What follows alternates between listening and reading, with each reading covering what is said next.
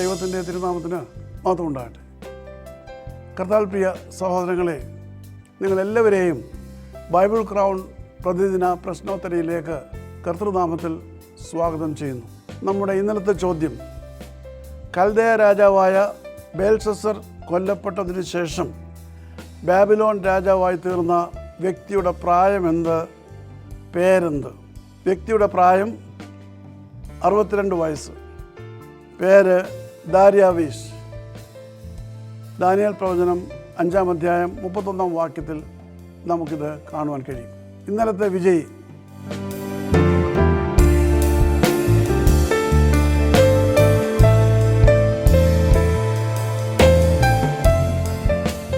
ഇന്നത്തെ ചോദ്യം, കർത്താവിൻ്റെ 40 ദിനരാത്രങ്ങളിലെ മരുഭൂമിയിലെ ഉപവാസത്തിന് ശേഷം കർത്താവിനെ ആരാണ് ശുശ്രൂഷിച്ചത്?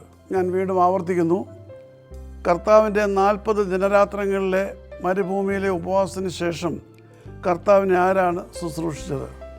വേഗം ഉത്തരങ്ങൾ അയയ്ക്കുക. ദൈവം നമ്മെ അനുഗ്രഹിക്കട്ടെ. താഴെ കൊടുത്തിരിക്കുന്ന വാട്സാപ്പ് നമ്പറിൽ നിങ്ങളുടെ ഉത്തരങ്ങൾ അയയ്ക്കുക.